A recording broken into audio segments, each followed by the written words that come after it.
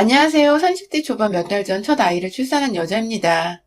출산 한 달 전까지 직장에 나가 일을 했었고, 지금은 육아휴직을 쓰고서 집에서 몸조리하며 아이를 키우고 있어요.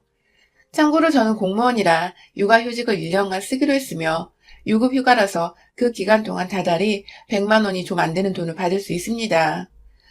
처음 3달 동안은 그보다 더 많은 돈을 받았고요. 저에게는 첫 아이라서 제가 쏟은 정성이 참 큽니다. 일하는 동안 코로나 때문에 출근하는 것 자체가 불안했지만 분위기상 육아휴직을 도저히 쓸 수가 없어 막달까지 출근을 했어요. 그 바람에 정신적인 괴로움은 컸지만 그만큼 불안한 마음을 아이를 더 잘 자라게 하는 데 쓰고자 잘 먹고 잘 자라고 노력하면서 제 몸 관리에 최선을 다했어요. 저와 동갑내기인 저희 남편은 저처럼 공무원인데요. 둘 다 공무원 시험 준비를 할 때부터 알고 지내던 사이였던지라 서로 얼마나 아이를 좋아하는지 그리고 얼른 아이를 키우고 싶어 하는지도 잘 알았고, 그래서 남편은 제가 임신을 했을 때부터 절 참 각별하게도 케어해 줬답니다. 자기가 알아서 온라인 서점에서 태교에 관한 책들을 한가득 주문해 배송해 주는가 하면 작년 말에는 예비 아빠 교실이나 예비 부모 교실 등 나라에서 하는 것과 여기저기 문화센터에서 하는 프로그램에 참여해 이것저것 애 키우는 걸 전문적으로 배우기도 했어요. 한마디로 남편이나 저나 참 아이를 무척이나 기다렸다는 겁니다. 하지만 막상 아이를 출산하고 나니 애가 생각처럼 그리 건강하지 못했어요. 조사는 아니었지만 임신했을 적부터 선생님께서 말씀해 주신 것처럼 애가 다른 애들보다 너무 작아서 곧장 제품이 아닌 인큐베이터 안으로 들어가게 되었고, 저는 출산 후 몇 주간 아이가 그 안에 있는 내내 잠을 한숨도 못 자고 매일같이 울기만 했던 것 같아요. 이게 다 저 하나 때문인 것만 같았습니다. 제가 너무 나이가 들어 아이를 가진 건가? 제가 좋아하는 음식들을 더 많이 먹지 못해서 이런 건가 싶어서 남편을 붙잡고도 그리고 저희 엄마를 붙잡고도 매일같이 후회하고 슬퍼하는 눈물만 흘렸답니다. 제가 그렇게 꺼이꺼이 목 놓아 매일 이름을 불러서 했을까요? 천만 다행히도 아이는 곧 몸무게가 정상으로 돌아왔고 정말 신기하게도 우는 것까지 저만큼이나 목 놓아 아주 기똥차게 울어대더군요. 입원 중이던 아이를 제품에 온전히 안고 병원 밖으로 데리고 나오는데 정말 막 출산을 했을 때보다 세상을 다 껴안은 기분이었답니다. 비록 제 몸은 출산 후 아이 걱정을 한다고 제대로 먹지도 관리도 못해 아주 엉망진창이 되었지만 제가 남들 눈에 어떻게 보이는지는 하나도 중요하지 않았어요. 제품에 있는 아이가 더 건강하게 자라길 바라는 마음이 제 머릿속을 가득 채우고 있었으니까요. 그건 제 옆에서 내내 손을 잡아주던 남편도 마찬가지였고요. 그렇게 집에 와보니 친정 부모님과 제 여동생 그리고 친구들까지 모두 모여서는 남편과 함께 머리를 맞대 절 위한 서프라이즈를 준비했더라고요. 저와 아이를 위해서 집안을 온통 아이 놀이터로 꾸며놓았었죠. 아직 제대로 놀이기구를 탈 수도 없고 장난감을 가지고 놀 수도 없는 어린 갓난아기를 위해서 온 집안을 알록달록한 빨주노 초파, 색상으로 채워놓은 제 사람들의 정성을 보니 전 또 눈물을 왈칵 쏟았답니다. 모두가 우리 아이가 건강히 자라길 나만큼이나 바랬구나 싶어서 말이죠. 그렇게 제 집으로 돌아온 아이는 지금까지도 참 건강하게 잘 자라고 있습니다. 이제 출산한 지 4달이 되었는데 진작에 스스로 몸도 뒤집었고 모유는 어찌나 배부르게 먹던지 식사 시간에 맞춰 칼같이 울어대느라 저와 남편이 무리하게 식사 대령하느라 또 죽을 맛이더라고요. 그래도 이런 고생마저도 아이가 아플 땐 상상도 못했던 것이었다며 늘 불평불만을 하지 않고 즐겁게 아이를 키워내고 있었어요. 그런데 그렇게 정신 제대로 붙잡고 육아를 하는 와중인 제가 누구 때문에 매일이 불편해 죽겠고 어쨌든 서글퍼서 밤에 눈물까지 흘린답니다. 바로 젊디 젊고 예쁜 5살 어린 20대의 저희 아가씨 때문에요. 아가씨는 얼마 전부터 저희 집으로 정기적으로 찾아오고 있습니다. 바로 저의 육아를 도와주겠다는 명분하에 말입니다. 글쎄 시어머니께서 저와 남편하고 상의도 하지 않은 채 손주를 돌보는데 손이 더 필요하지 않냐며 자기 딸을 저희 집으로 보내왔더라고요. 그것도 그냥 도와주겠다는 게 아니라 옆에서 일손이 돼줄 테니 용돈을 주면서 일을 시키라고 말입니다. 한마디로 애 낳은 오빠네 집에 알바를 하러 찾아온 것이었습니다.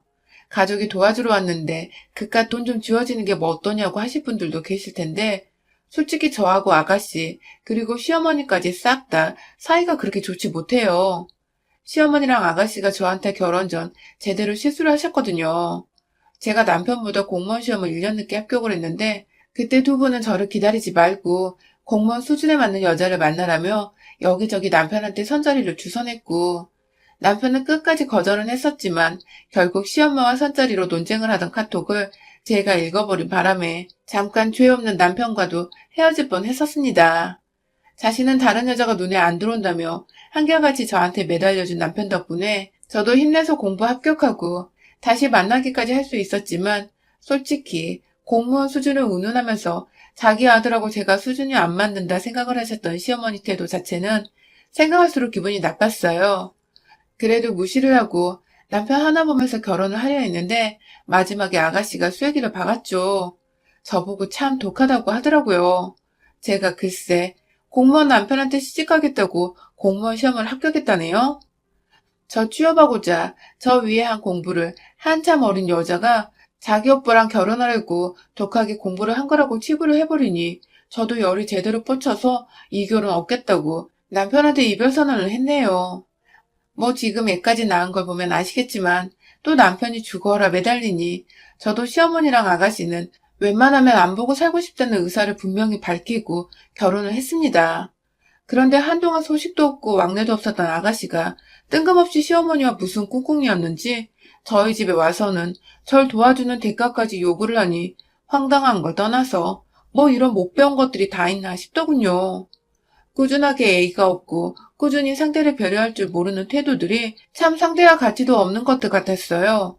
하지만 애를 낳고 보니 남편의 가족들을 칼같이 대하기가 힘들더군요. 제 아이한테는 자라나며 할머니 그리고 고모로 불리울 사람이란 생각에 저 때문에 아이가 친척들을 잃게 되는 건 아닐까 싶어 저도 참 저 하나의 기분보다는 아이의 앞날을 더 고려해보게 되더라고요. 그렇게 어차피 백수이고 취업 준비로 집안에서 골머리를 담당하고 있다던 아가씨를 살리는 셈치고 혼자서도 충분히 제 아이를 키울 수 있었지만 딱 2달간만이라도 도움을 요청해보고자 했어요. 그 2달간 정 제가 도움을 요청할 것이 없으며 임신하며 찌운 살을 빼기 위해 운동하는 시간만이라도 온전히 제가 집중할 수 있도록 아이를 부탁할 생각이었죠. 하지만 아가씨 그 저렴한 주둥이는 정말 어디 안 갔더라고요. 처음에 묵묵히 자기도 애보는 게 처음이라 긴장이 되는지 별말 않고 제가 시키는 것들을 곧잘 해냈어요. 아침 9시에 남편이 출근하고 없을 때 와서는 딱 오후 3시나 4시 사이까지 집에 있으면서 그냥 뭐 제가 아이 기저귀 갈 때 새 거 가져오라고 시키거나 아이 보는 동안 청소하는 것들을 시켰더니 나름 빠릇빠릇하게 해냈곤 저한테 하루 수당까지 딱 받고서 퇴근하듯 집으로 돌아갔죠. 하루 수당은 어떻게 줘야 할지 몰라서 최저임금에다 조금 더 붙여서 5만 5천 원으로 퉁쳤고요.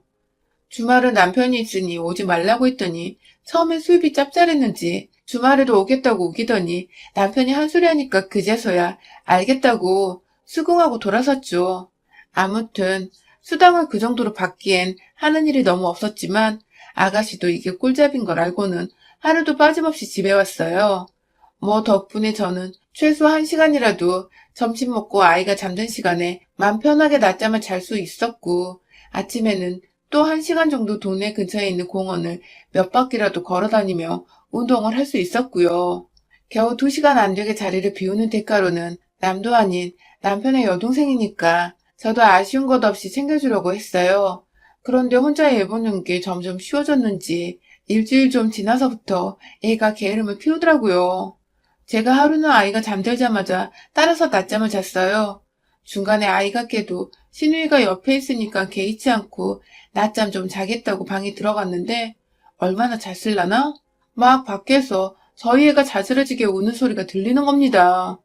제가 한동안 남편 출근시키고 또 애가 새벽에 자꾸만 깨서 잠을 거의 못 자다시피 해서 완전 골아떨어졌는데 얼떨결에 깨서 나가보니 애는 거실 바닥 한가운데 누워서 울다가 목이 부었는지 숨도 껄떡거리는 것 같고 그 뒤에 시누이란 년이 글쎄 TV를 쳐다보면서 웃고만 있더라고요.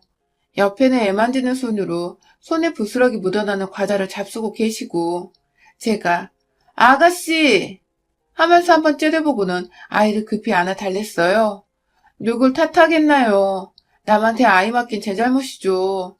그래도 돈 받고 일하겠다고 와서 있는 사람이 바로 앞에서 얼굴이 시뻘개지도록 울고 있는데 한 번 안아볼 생각도 안 하고 TV나 쳐보며 깔깔대고 있다니 제 상식으로는 도저히 이해가 가지 않더라고요. 일반 도우미 분이었음 당장에 자르기라도 했을 텐데 아가씨는 제가 자르겠다고 할 수도 없고 뭐라 컴플레인을 걸 때가 시어머니 말고는 없고 애가 우는데 왜 안아주지도 않고 있냐고 저도 홧김에 언성을 높이니 아가씨가 그러더군요. 엄마란 사람이 퍼질러 자는데 제가 뭐 큰일인 줄 알고 애를 하나요? 라고 말이죠. 토시 하나 틀리지 않고 뻔뻔하게 이렇게 말을 해버렸죠. 그래서 그 후로 전 낮잠 자는 걸 포기했습니다. 운동 나가는 것도 포기했어요. 돈을 받는데도 불구하고 아이를 돌보려고 하기는커녕 애가 배고파서 울던 졸려서 울던 애 엄마가 안아줘야 애가 안 울 거라며 손도 대지 않고 있는 아가씨를 보니 마지막 한 톨 남아있던 쥐뿔만한 믿음마저도 싹 사라져버렸거든요. 도무지 돈을 줘야 할 그리고 집으로 부를 이유가 없어서 남편에게도 이야기를 했고 시어머니께도 전달을 했습니다. 더 이상 우리 집에 와서 돈이나 축내며 날 도와주겠다는 명분을 내세우지 말라고요. 그런데 아가씨는 제 말을 어떻게 전달받은 건지 그 다음날에도 우리 집에 왔어요. 이번엔 아이를 더 잘 돌봐주겠다면서 다시는 대충 아이를 내버려 두지 않겠다고 다시 일하게 해달라고 빌더라고요. 굳이 사람 고용할 필요가 없는데도 자꾸만 일하게 해달라고 하니 아휴 제가 등신 같았지만 뭐 어쩌겠어요. 코로나로 일자리를 구하기는 더 어려울 텐데 이 정도로 자존심 구기고 일하게 해달라는 아가씨가 또 애처로 보여서 제 발등을 제가 찍은 채 다시 고용을 했죠. 하지만 이번엔 아가씨의 전혀 다른 선빵이 날라왔습니다. 하루는 아가씨가 그러더라고요. 언니는 그 살덩이 다 언제 빼요? 하고 말이죠. 순간 잘못 들었나 싶었어요. 출산 후 산후조리가 여전히 진행 중인 사람한테 살덩이라니 어디서 저런 저급한 단어만 배워서 써먹나 싶어 처음엔 한 귀로 듣고 흘려보려 했는데 틈만 나면 저한테 살덩이 언제 녹이냐며 다이어트 언급을 하는 아가씨 때문에 미쳐버리겠더라고요. 저라고 이 살들을 빼기 싫겠냐고요.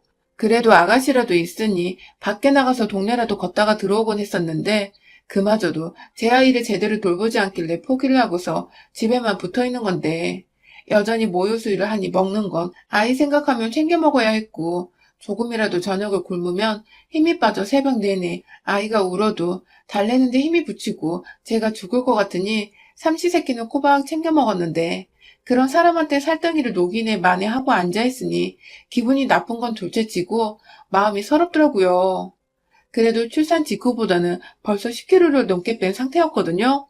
아직도 현재 진행 중이고 전 제 몸을 생각해서라도 급하게 살을 뺄 욕심도 이유도 없었는데 옆에서 20대 젊은 아가씨가 이런 말을 건네니 저 스스로 자존심도 많이 상하고 실제로 자존감도 바닥을 치는 기분이었습니다.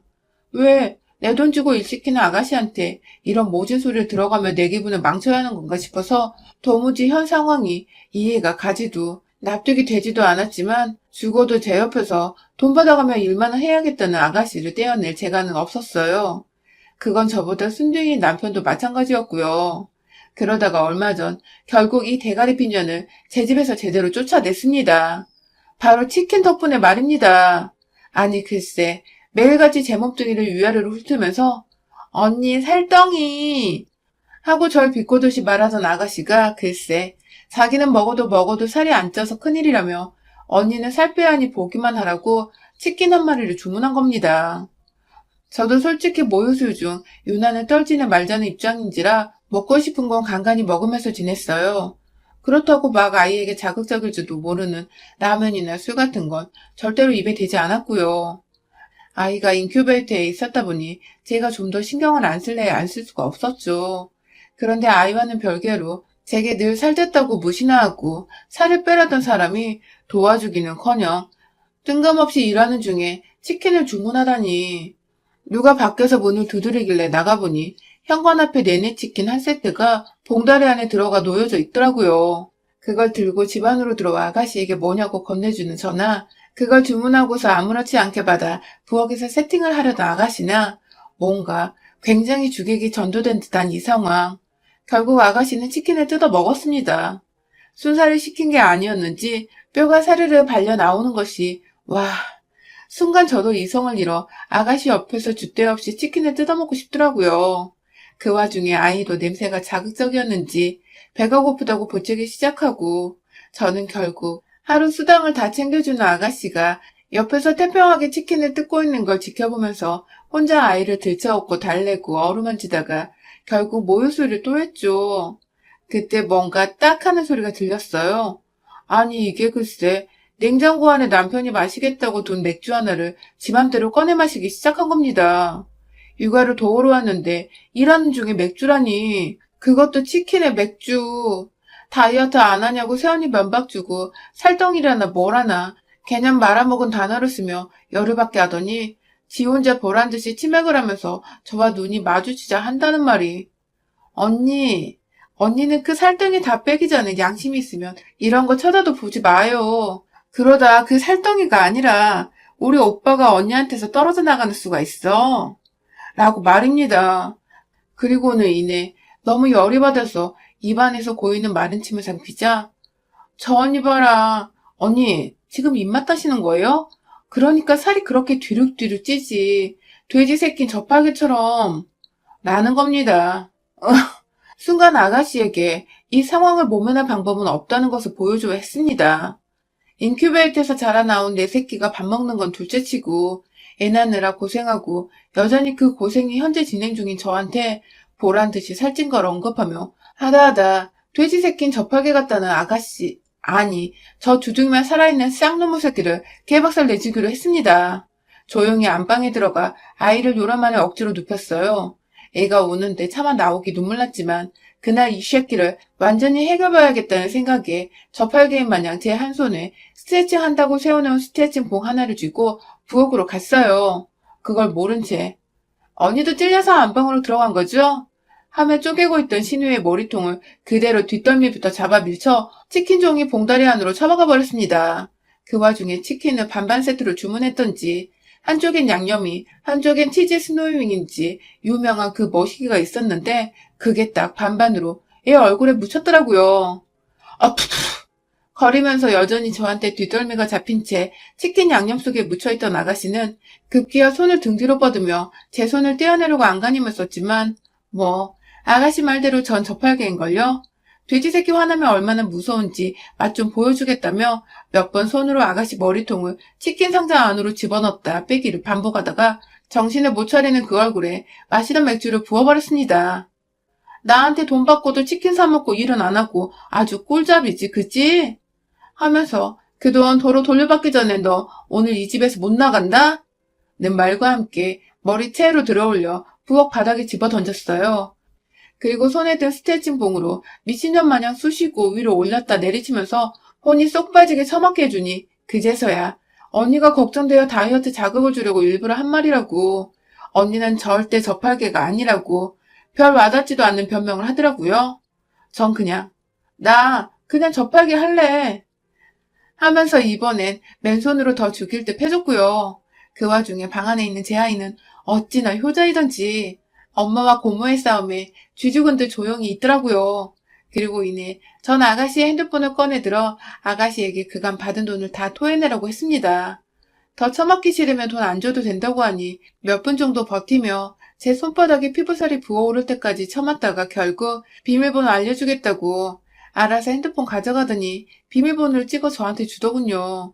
그래서 저는 그간 아가씨한테 줬던 돈들을 다 계산하기도 귀찮고 플러스까지 해서는 300만 원을 제 계좌로 다시 보냈어요. 제가 돈을 더 가져갔으면 알아서 계산하고 도로 달라고 하라며 양심 있으면 이 돈은 그냥 조카 선물했다 치라고 마지막으로 머리채를 들어올려 말하니 겁에 잔뜩 질린 채로 알겠다고 하더군요. 그리고 니네 제 손에서 벗어난 아가씨는 부엌 한켠에서 세수만 대충 하고는 가방 챙겨 집을 불이 나게 빠져나갔답니다. 집에 가서 시어머니한테 꼰질렀는지 집으로 시어머니 전화가 불같이 왔는데 제가 직접 집으로 쳐들어가 당신도 좁혀야 그만 전화를 하겠냐고 미친년 마냥 발광을 하니 그게 또 무서웠는지 기어들어가는 목소리를 내면서 다시는 전화하지 마 하고는 끊어버리시더라고요. 그 후로는 한 번도 다시 전화를 하지 않고 계시고요. 제가 사실 산후 우울증이 좀 있었고 아가씨 말대로 살에 대한 스트레스도 좀 있었는데 그 모든 우울한 감정들이 아가씨 한 사람을 개박살 내면서 모조리 다 풀려버렸답니다. 마치 던지고 부순다는 그 스트레스 해소방에 갔다 온 것처럼 속 깊은 곳까지 차있던 우울감들이 말끔히 해소가 되었어요. 그 바람에 아이를 키워도 뭔가 더 즐거울 것 같고 행복한 것이 모두 다 아가씨의 지랄맞은 입버릇 덕분에 얻게 된 것 같습니다. 이 자리를 빌어 아가씨에게 고맙단 말을 해주고 싶네요. 다음에 만나게 되면 그땐 부디 주둥이에 필터 하나 정도는 꼭 착용했기를 바라는 마음으로 당분간 절대로 보지 말아요, 우리. 여러분의 생각은 댓글로 남겨주세요. 오늘도 시청해주셔서 정말 감사합니다.